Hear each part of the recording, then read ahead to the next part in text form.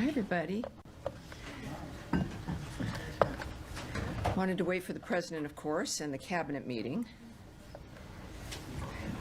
Not that there's anything to say. Thank you for being here. I appreciate it. I think it's still a lovely day out, but someone should tell April to not think that she's February. Somebody's got to check in with her and see what's going on. Thank you all very much for being here. I appreciate it. And let's start with a couple of announcements here, as usual. Of course, I'm Tammy Bruce, your spokesperson for the State Department. To begin, we are pleased to share that American Ksenia Karelina is on her way back to the United States.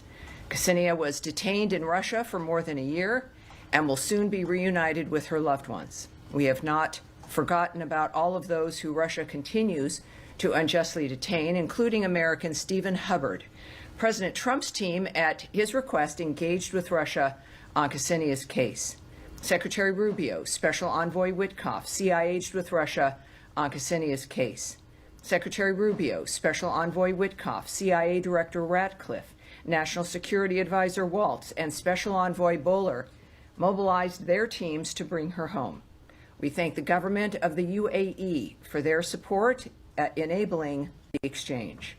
President Trump and Secretary Rubio will continue to work for the release of all unjustly detained Americans. And now to trade. President Trump continues to put American workers first by bringing trading partners around the world to the table with a fresh perspective to achieve reciprocity and fairness. Yesterday, the president showed the promise of his support. More than 75 countries recognize the benefit in working with the United States. Many negotiations are now underway. President Trump has also been very clear on China. China's decision to retaliate is emblematic of its decades of aggressive and unfair trade policies, and President Trump has taken appropriate action in response, announcing that the United States tariff on all goods from China has again increased. China's unfair trade practices are hurting not only the United States and our workers, but also market economies around the world. China has actively undermined the world trading order for decades. It is high time to correct that imbalance. President Trump is the first world leader brave enough to do so. Lastly, I want to share a message from Secretary Rubio to the people of the Dominican Republic. As the Secretary said, we are, quote, united in prayer as the people of the Dominican Republic grieve the recent tragedy that took place in Jet Set nightclub in Santo Domingo, which also resulted in the unfortunate death of at least one U.S. citizen and U.S. legal permanent residents. While rescue efforts remain ongoing, our hearts go out to the families and loved ones affected by this devastating event. The U.S. stands ready to support our Dominican allies amid this obviously horrible and difficult time. And now, turning it over to questions. Where will I begin? Matt Lee with the AP. Hello. Thank you, ma'am.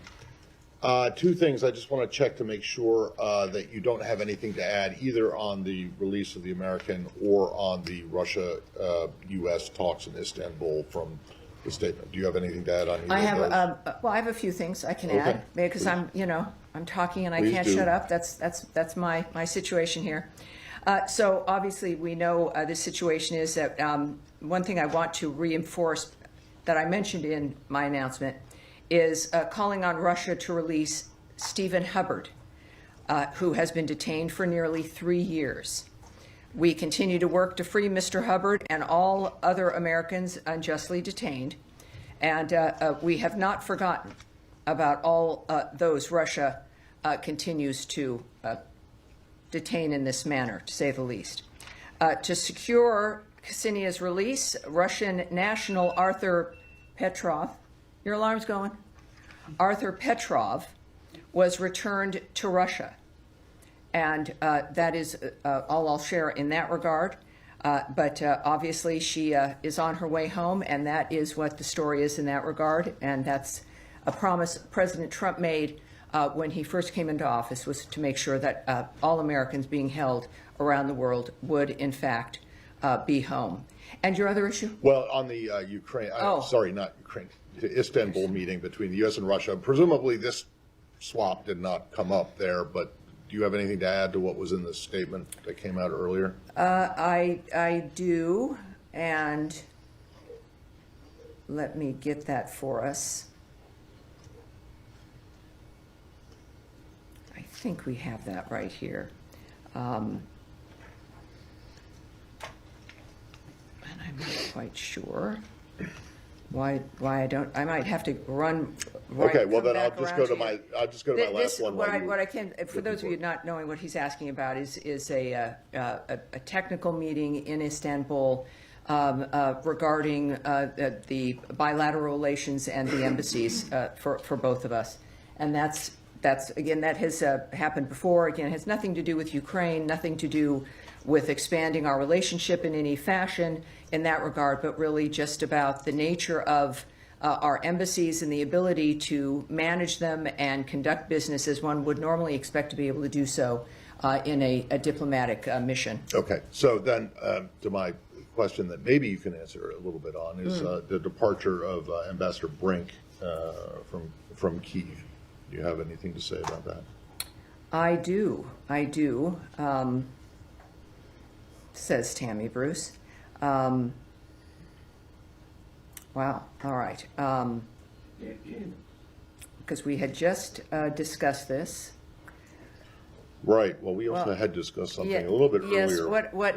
In the blanket statement that we, the State Department, do not discuss personnel matters. Well, that is something we've discussed at great length. And in this particular case, Ambassador Brink's been ambassador at the embassy in Ukraine for 3 years, during a time of war for those 3 years, an extraordinary performance there, and we wish her well. At the same time, of course, it's a reminder when it comes to the issues that we think about that surround this conversation, is that we know that we're working for that war to end. And that is our focus, and we expect, of course, our work that will continue in that regard. But that's the nature of what we're focusing on here, and we wish her well, and that's really all we would say in that regard. Yes, Andrea. Can I follow up a bit? There are several Americans in Russia that were at least identified by Mickey Bergman and other groups who are active in this regard with trying to get Americans out, who are not designated yet as wrongfully detained. And I'm wondering if you could check or take the question as to whether there's any progress on elevating them to the level of wrongfully detained, which could accelerate them getting released. I think that was done by the administration with Mark Fogel. Right, I do know, yes. Again, the question about Americans who don't have a designation of being wrongfully detained is that if an American is being held, we are regularly looking at those cases. We're constantly addressing the nature of how they're held, why they're held, and if that designation might change. So it's not something we look away from. It's a regular effort. And so in the regard of anyone who's not been designated in that fashion, it is something, as you've noted, like with Mr. Fogel, that can change if circumstances merit it. And can you give us any details? There's some confusion. According to her lawyer, she was supposedly, Ksenia was arriving at 4 p.m. There are other reports that it is as late as 9 p.m. Can you give us any clarification about and when if she'll be going to the White House, or do you know anything more? And I have one more question to ask. Will she be going to Brooke Army Medical? Well, clearly there's still issues of privacy here. I'm not really going to talk about the choices she's made, where specifically she is going, or what the plans are for her involved in that, which are decisions that are going to be made in that environment and with her, which would not be appropriate to discuss. And certainly I can't discuss the nature of the negotiations that occurred, which clearly did, but maybe that's for another day, but here I can't do that. Okay. And speaking of negotiations, can you give us an update on what is expected on Saturday with the Iran talks? Because Foreign Minister Araghchi's column in the Washington Post yesterday made it very clear that there would be no talks if the U.S. was insisting that they are direct. And of course, the position, as repeated today in the cabinet meeting, was that they will be direct talks. So do you still expect these talks to take place on Saturday? And will they begin indirect talks and then move to direct, or is there some resolution of that? Well, I'm not on the team that makes that decision or has those conversations, right? And we're not going to litigate that here. As I said on Tuesday, and repeatedly say really about everything, if the president says something, that's my North Star. And they're the ones in the midst of the discussions regarding the arrangement of this meeting. And we'll leave it to them. So I'm not going to speculate on that or what will happen. There are clearly some very, very good and very important diplomats involved in this, including, of course, Special Envoy Witkoff. And we'll leave it there. We'll find out. At this point, yes, that is still underway. It's happening. And we look forward to it as a good first step to find out if the Iranians are serious. All right, yes, in the back there. Yeah. A couple of questions. Just to be super clear, did you Well, just... a little bit, Nadia, please. Yeah, just to be super clear, did you just confirm the resignation of Ambassador Brink? I'm sorry? Did you, Ambassador Brink's resignation, did you just confirm that? Because you wish her well. Well, she is, she's returning home, yes. So that's official. Thanks so much. For those of us who have been following, this from the very beginning, we couldn't help but notice that Ambassador Brink has been limited with naming Russia, recently, particularly in the past couple of weeks, when it comes to talking about Russian attacks on Ukraine. Was there any instruction, any pressure on her on not naming Russia from this building? Well, I'm not aware of anything like that. Certainly, I wouldn't speak to anything regarding that, regarding personnel, regarding a diplomat, and the internal dynamics that might occur. So, no, that's not something I'm going to speculate about or guess at or speak to. Thank you. My follow-up on Ukraine as well. Tomorrow marks 30 days, 1 month since Ukraine, did basically sign in your ceasefire deal, and Russia refused, has been delaying since then. And as we speak, they keep attacking Kyiv right now. May I get your perspective on that, please?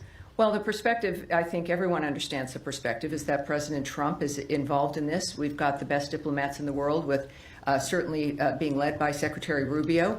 All of our leadership, particularly President Trump and Secretary Rubio in public, have made it clear what's at stake when it comes to the nature of this situation ending. It is a dynamic that will not be solved militarily. It is a meat grinder. There is nothing else can be discussed for the outcome until the shooting and the killing stops.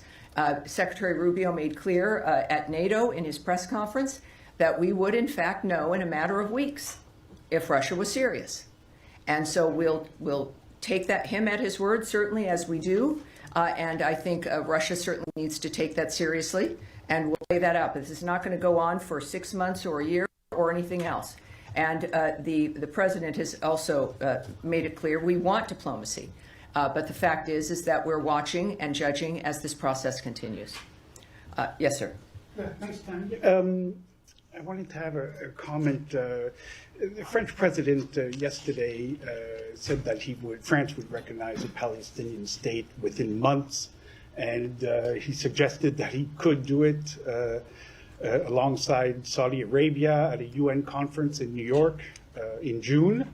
The U.S. has long opposed any unilateral recognition. Is that still your position? Do you have a comment on his, Well, I can tell you that we are aware of course, the reports that you refer to regarding the French government's remarks, and we refer you to them for further comment. What I can also, though, say is that the United States stands firmly with the state of Israel in its pursuit to bring all the hostages back home and the defeat of Hamas. The groundbreaking Abraham Accords and the devastating October 7th attacks have forever changed the Middle East. As a Special Envoy Witkoff has said, we need to explore new policy prescriptions that ultimately end up in a better life for the Gazans and the Palestinians.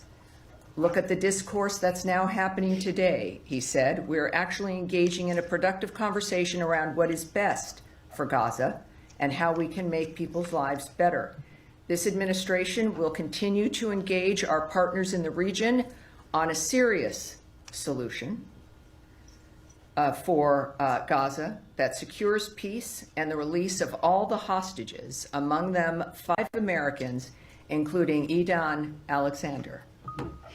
Chairman, can I just follow up on that? Sure. Very quickly, it's not just about Gaza, there's West Bank also, so I mean. Well, I think it's fair to say that this is a region that has been in turmoil because of the support of death squads by Iran. And so you have this dynamic that has been continuing and predictable and not stopping, and ceasefires being broken by the same groups. That's why when we say yes, new ideas for Gaza, and the new idea that could break the Gazan people free from being hostages themselves of Hamas is the same kind of solution that is also going to help the entire region.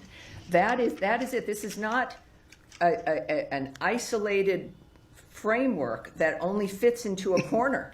This is a solution that is for the region, and our regional partners, of course, understand that as well. Nadia. Thank you, Tammy. Just to follow up on Leon's question, the president said that he's open to different ideas. So when the secretary goes with him to Saudi Arabia next month, will that meeting also be expanded to have a Middle Eastern conference whereby the Palestinian issue will be discussed?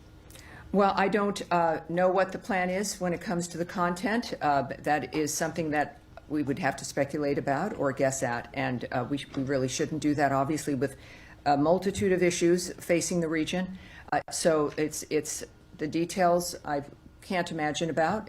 It's not something I'm going to do, but I think that kind of a visit, of course, is at the hallmark of President Trump's vision when it comes to his own presidency, but also how to change the course of the Middle East and to make it better for everyone there. So I know that he's looking forward to having conversations that surround that aspect. And Iran, Yes, sir. just follow up. One more, go ahead. Just on the technicality. So is this meeting on Saturday is going to be one-off, or it depends on what has been achieved on Saturday? And will be a direct talk, i.e. in the room, it will be 2 delegations, the Iranians and Americans, and the Omanis in the middle, or the exchange of conversation will be across the table? Well, what happens on Saturday would, I suppose, determine whether there's more. Right now, this is a meeting that is arranged. It is not part of some larger scheme or framework. It is a meeting to determine whether or not the Iranians are serious. And so that clearly would be the goal of that singular meeting and effort. As far as the arrangements or what the rooms are or who's in which rooms, I don't have that for you, and I'm not going to speculate.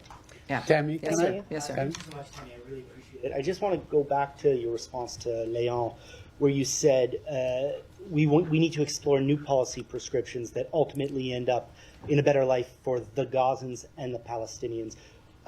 Are they one and the same in your mind, or are you disassociating the Gazans from Palestinians? So I'm talking about the people in the region, the people who live in the Gaza Strip. That's who we're talking about, the people who face a danger every single day because of the nature of what Hamas has done to that region and to that strip of land.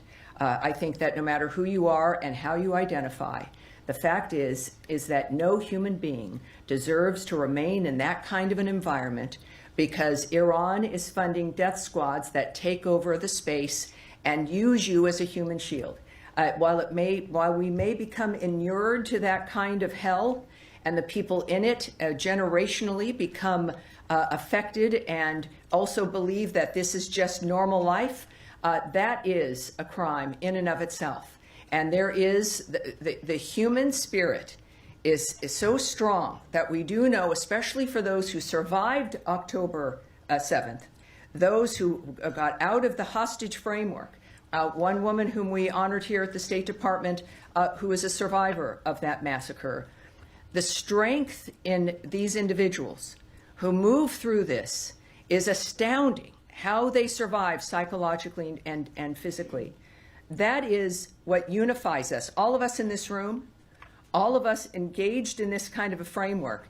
It's that it's human beings, it's families, it's mothers and fathers, it's young people dancing at a music festival, it's people of faith, it's people of no faith, it's people who just simply are looking forward to that night or to getting married or to having children or thinking about college or thinking about moving somewhere or just living their life as their parents lived their lives. That's who I'm talking about. And that's what every peace effort that President Trump and Secretary Rubio work for every single day. If there is one thing our generations can look to here, is the fact that we, at the very least, seriously tried. And so when I refer to someone, whatever part of the world they're in, that's who I'm referring to. The Israelis, the Arabs, the Egyptians, the Palestinians, people of Gaza, Jordan, whomever. This is where we have to move past, is the nature of what keeps us together and what unifies us. Yes. Yeah, please, Saeed, please. Go On ahead. that, the yes. UN Secretary General called Gaza a killing field. He noted it's been more than a month since Israel has allowed aid into Gaza. Are you guys pushing Israel to allow humanitarian aid into Gaza, given it has been a month and conditions are incredibly dire, people are dying? You just mentioned folks need to be able to live. Sure, yes, they do. And there was, of course, a ceasefire. Aid was flowing into the region. People were getting food and other aid that they needed, including medical aid, because of the ceasefire that allowed that to move forward. We, of course, stand by our ally Israel. The ceasefire was abandoned by Hamas. You know, it's not just a feeling, it's a fact of the matter that there was a ceasefire and aid was flowing. Hamas abandoned that ceasefire, decided that it was, I don't know what they would decide, but it's the kind of thing that monsters do and continue to do. So obviously the work does continue every single day in that region and other regions to stop the fighting, to make sure that civilians are protected, that the next day that they might still be alive. So because you might not see something in the news, and I know this is your business, doesn't mean, or you don't see announcements, doesn't mean that that work isn't continuing to regain that ceasefire so that aid can continue, as we also stand by Israel and the nature of what's happening for them and how, as they still deal with the fighting. This is not good for anyone in that region. But yes, our work continues to get back to that ceasefire, to make sure that people can get aid and to survive this, which is the sole focus of all of our efforts for that region. Can I just quickly yes, follow? sir, please, go ahead, sir. Yes. Thank you. With regard to extradition of the Abu Rana, who was convicted in the Mumbai terrorist attack and sought after in India, he has been transferred to India right now. He landed in India this morning, U.S. time. How does the secretary sees this as a message to the terrorist operations from U.S.? Yes, that we do have an update for you on that.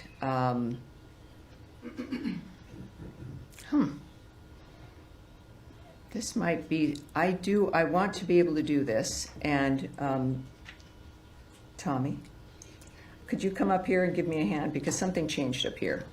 And this was something very specific, because we're, because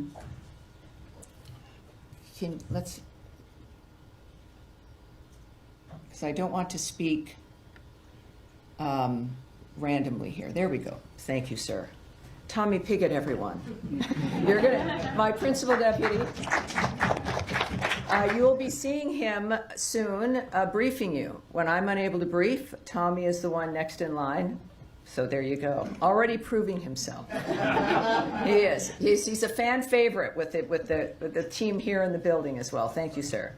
All right. So good question, sir. On April 9th, the United States extradited Tawar Hussein Rana to India to face justice for his role in planning the horrific 2008 Mumbai terrorist attacks.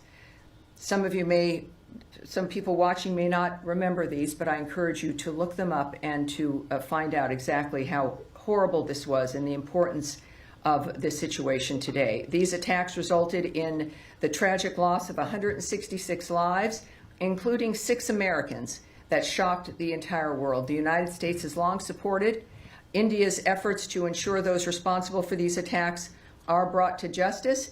And as President Trump has said, the United States and India will continue to work together to combat the global scourge of terrorism. So it is, he is in their possession, And we are very proud of that dynamic. Thank you. Yes. All right. Yes, sir, in the glasses here. One more on Iran. The senior advisor to the Iranian leader, Ali Shamkhani, today said that if military threats continue against Iran, Iran will kick out IAEA inspectors and hide its enriched material. What's the U.S. reaction to that? All right. First of all, these actions, the threat of that kind of action, of course, is inconsistent with Iran's claims of a peaceful nuclear program, right? Also, expelling IAEA inspectors from Iran would be an escalation and a miscalculation on Iran's part. The United States remains deeply concerned that Iran is amassing a growing stockpile of highly enriched uranium for which there is no credible peaceful purpose. Iran is the only non-nuclear weapon state producing highly enriched uranium at this level.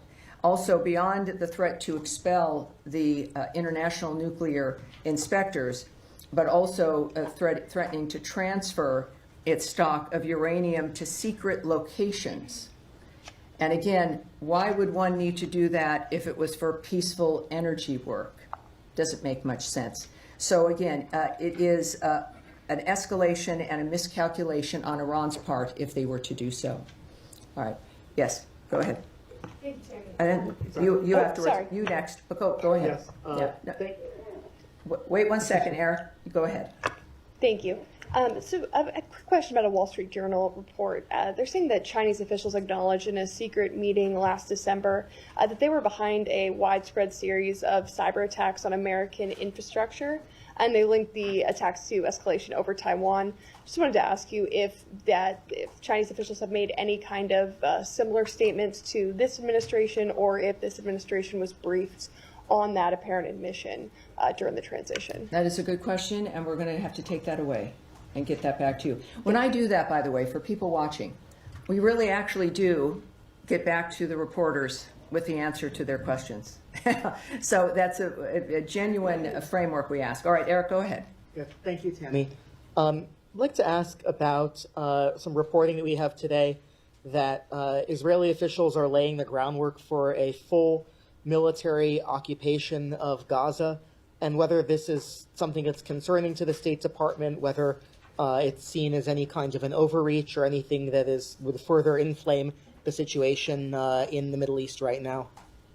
Well, it's clear that President Trump has explained his goals here when it comes to the nature of a diplomatic solution and to ending the fighting. But of course, on any other issue, I'm not going to discuss what another country might be contemplating or its separate diplomatic conversations or considerations it may have. So you want me to speculate or hypothesize? I'm not going to do that. All right. Yes, ma'am. Thank you, Tammy. I just want to switch to Afghanistan. Are you aware of the case of a British couple, Peter and Barbie Reynolds, who are still detained by the Taliban? They were taken at the same time as the American Faye Hall, who is a friend of that couple, who, as you know, was released a couple of weeks ago. They are British, but they have American children, grandchildren, and great-grandchildren who have given an appeal via video, which they've posted online, which we at CBS we've reported about, appealing to Trump for help in being able to release their parents. I was wondering if you are aware of whether there was any effort to coordinate between the US and the British governments to get all of them out at once, and if there has been any outreach to offer to help with with the US helping to get their release from Taliban custody since. Well, it's we're aware of the reports, of course. We're aware that they're held. They're British citizens. I would suggest, I don't know if you've checked with the British government. I think they would have the most specific actions if they're being taken for their citizens. But so that's all I have for you. And can I just have one on to the Taliban as well, relatedly? Sure. There were reports a few days after that visit by former envoy for Afghanistan, Zalmay Khalilzad, and the special government employee Adam Bola, when they visited Kabul in March, a few days after that, and American George Glasman was released. A few days after that, the bounties on senior Taliban officials' heads were lifted. Did the U.S. government lift bounties on Taliban officials in order to get Americans out? Is that something you're aware of, and do you have any comment? I know that this, I think you'd asked this once before. What I can tell you is that those frameworks are always being looked at and dealt with. I can't speak to any kind of exchange in that regard.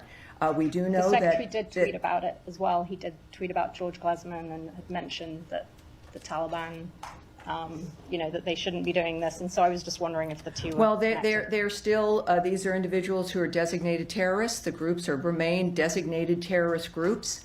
None of that has changed. And that's what I can tell you. That's, I think, the story here is that none of that has changed. Yes, sir. Thank you, Tammy. Appreciate it. Relative to the Iran talks, meeting, friendly chat, whatever It's it's a going to be on. meeting. It's just a it's meeting. A meeting on Yes. Saturday. I don't know if it'll be friendly. It'll be a meeting, an important one. I want to go back to an older story that's kind of petered out a little bit. A former special envoy for Iran, Rob Malley, was suspended and had his security clearance revoked as a result of some alleged violations of security processes.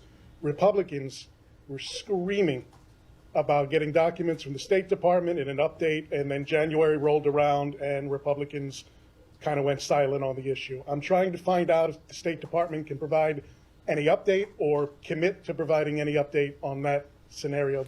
Well, I can get you an update once we take it back and look for that update. Thank you. I'll get that to you for sure. Yes, ma'am. Thank you, Tammy. I have two questions on North Korea. First question, North Korean Kim Jong-un recently said that the U.S. and South Korea and Japan's efforts to denuclearize North Korea are nonsense. Does the U.S. believe that North Korea must completely denuclearize? Second question, President Trump has mentioned that North Korea is a nuclear state. Will the State Department formally recognize North Korea as a nuclear state? Thank you. Well, I would say for questions about what President Trump might do, you must check with the White House. We do know, of course, that the administration has made it clear that North Korea has to be a denuclearized state. So that's the only thing that's acceptable in that regard. Yes, please. Just a couple of questions coming back to the Russia prisoner swap. I'm wondering, this swap that happened today, how do you see that as connected to the talks? Is this a positive sign for Russia's willingness to make concessions when it comes to Ukraine? I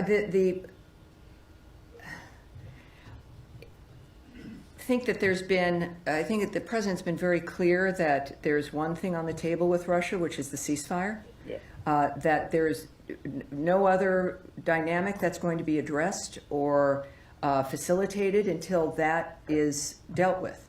The president did make a few comments at his cabinet meeting regarding the situation and how it was brought to his attention, and the fact that he pledged, again, this is not a lark on his behalf. This was a pledge that he's made throughout the campaign and has been a hallmark of his administration, and he's acted on that.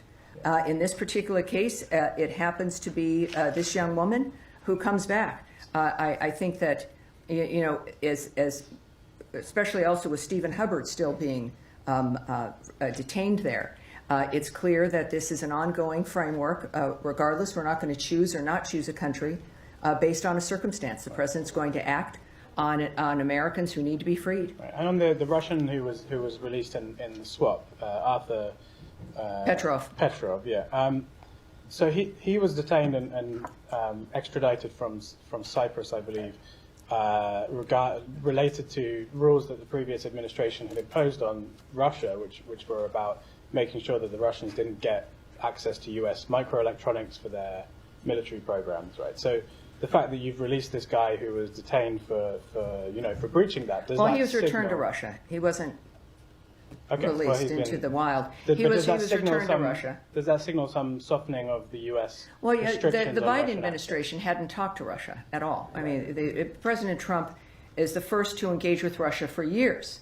So when we think about the nature of either administration, but this is about leadership. It transcends partisanship. It's about how do you conduct your business to get things done. Do you just simply not talk to people and turn a blind eye and do nothing? Or do you engage when it comes to stopping the carnage, stopping wars, getting people released from being unjustly held, or just even getting Americans back home? You've got to engage with people to do this. And Secretary Rubio's made it very clear, is that when they've asked if he trusted Putin as an example, he talked about that it's in this dynamic you have to deal with what people do and what they don't do. That trust really isn't the issue. It's about expectations, what people are supposed to do, and whether they do them or not. And you can then talk. You must be able to talk with everyone if you want to get results. And I think that that's what we have in this administration. And we see it every day, including today and with her release. And we'll see it on Saturday. We'll see it constantly from both Secretary Rubio and President Trump as we work to make the world a better place. And that is it for today. Thank you, everyone. Next Tuesday, I will see you then. Someday you will be entertained by Tommy Pigott. Yes, he's very good. So I feel very safe that you'll be in his hands.